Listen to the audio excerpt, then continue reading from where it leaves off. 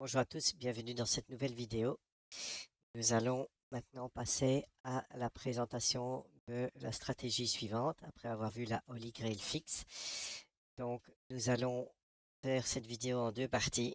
Petite explication de la stratégie et ensuite le test sur la roulette de façon à s'assurer que tout fonctionne bien suivant les dernières modifications et les derniers bugs que nous avons fixés ces derniers jours. Alors, nous avons vu donc la Holy Grail Fix. Nous allons passer sur l'écart suiveuse.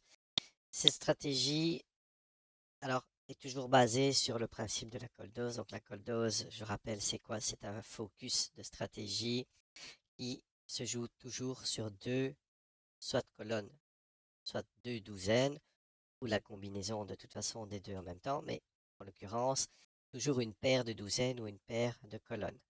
Euh, L'objectif, c'est de jouer 24 numéros et donc d'avoir une tendance théorique euh, de session gagnante statistiquement en jouant 24 numéros sur 36, 37 avec le 0.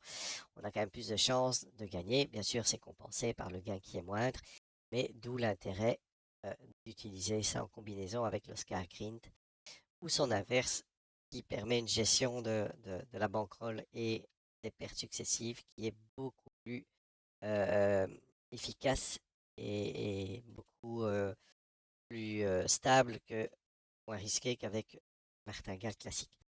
Ok, donc l'écart suiveuse, c'est quoi? Eh bien, pour déterminer nos deux colonnes ou deux douzaines qu'on va jouer, on va devoir répondre à deux conditions, trois conditions en fait. Euh, et on va déterminer notre première colonne. Donc, on va jouer les colonnes et c'est ce qu'on va faire ici. Donc, notre première colonne, elle va être déterminée par l'écart. Alors, l'écart ici, dans cette adaptation, c'est quoi? Eh bien, c'est un écart de sortie d'une colonne vis-à-vis des deux autres. Donc, ici, vous pouvez déterminer un écart. Alors, admettons que nous choisissions 3. Ça veut dire que à tout moment, le système va vérifier est-ce que notre une des trois colonnes a un écart, a un retard de 3 vis-à-vis des deux autres, 3 ou plus. Si c'est le cas, eh bien, il va sélectionner cette colonne comme étant la première des deux dans stratégie. Et la deuxième, eh bien, il va prendre l'autre stratégie qui est la stratégie suiveuse. Alors, vous savez bien que dans beaucoup de stratégies, simple, il y a une philosophie qui dit on suit la tendance. Donc, quand on a une série de rouges qui sort, et bien, on continue à miser sur le rouge. Si ça passe au noir, on suit là. Donc, on suit exactement la tendance de ce qui sort. Si vous jouez les tiers, c'est le premier tiers qui sort, on va continuer à miser sur le premier tiers. Et quand ça change, on colle finalement à la dernière sortie de, euh, de la méthode ou de la stratégie qu'on suit. Donc ici, on va faire pareil. Si c'est la colonne 2 qui est sortie au dernier tour, eh bien, la colonne qu'on va choisir sera la 2. Et si ça passe sur une autre, eh bien, on va la suivre. La condition sine qua non pour qu'il y ait quand même une proposition, puisque là, dans ce cas-là, on aura sélectionné nos deux colonnes, c'est que les deux conditions ne pointent pas sur la même colonne.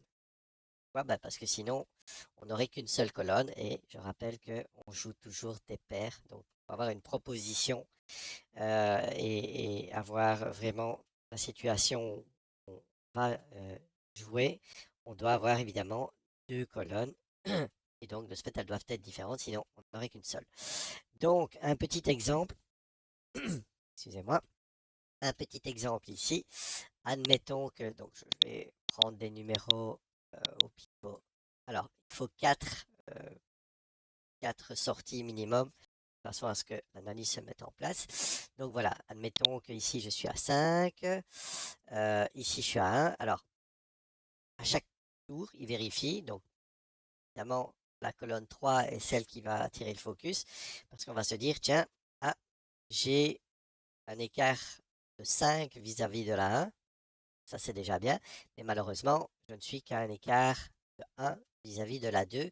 Donc, elle n'est pas encore sélectionnée en tant que telle. Et d'ailleurs, si je monte ici, ça ne va rien changer. Si je monte ici, ça ne va pas changer non plus. On est toujours, puisque là, on est même plus en écart.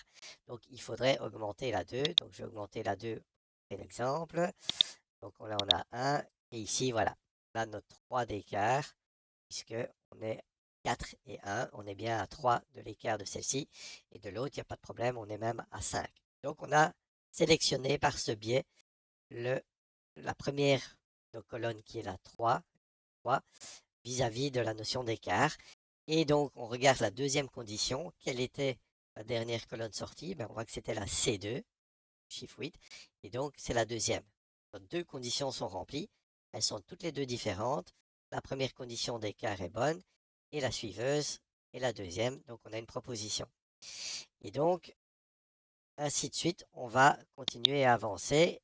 Et ici, j'ai repris la colonne 3. Vous voyez qu'on n'a plus l'écart qui est respecté. Donc, évidemment, ça ne va pas le faire. Et si par exemple, alors oui, on verra de toute façon dans la version live, cette condition est bien respectée. Mais donc voilà, il faut ces deux conditions pour pouvoir avoir à un moment donné une proposition. Vous voyez qu'ici, ce n'est pas le cas. Voilà, de nouveau, là, on est bien à un écart de 3 et plus. Et d'ailleurs, si je fais ça, vous allez voir que... Donc ici, je me mets dans une condition, on est bon. Hein, vérifier la proposition. On est bien à 4 de celle-ci et à 5 de la première. Et c'était bien la colonne 2. Si je sors la colonne 3 maintenant, on sera toujours à un écart, si on aura 4 ici, hein, on sera à 4, on aura bien un écart de 3 et encore plus de celle-ci. Mais par contre, la colonne suiveuse sera la même. Donc, faisons le cas. Voilà. Donc, j'ai pas de proposition parce que les deux conditions sont sur la même. La première d'écart est bonne, c'est la 3, mais malheureusement, c'est aussi la dernière qui est sortie. Voilà, ça illustre ce que je vous expliquais précédemment. Voilà, je ne fais pas la vidéo beaucoup plus longue. Je vous invite à passer sur la suivante où on va jouer. Alors, on va d'abord faire sur les colonnes, puisque l'objectif, c'est de tester, pas de montrer que ça marche ou pas. Je pense que de toute façon, la vidéo donnera les informations en ce sens. Et je pense que c'est une très bonne approche. Donc, on va la tester pour les colonnes. On la testera ensuite pour les douzaines, puis colonne douzaine. Et on fera ensuite de même pour la troisième stratégie. Mais n'allons pas trop vite. Commençons déjà par celle-ci et voyons ce que ça donne. Merci, à tout de suite pour la prochaine.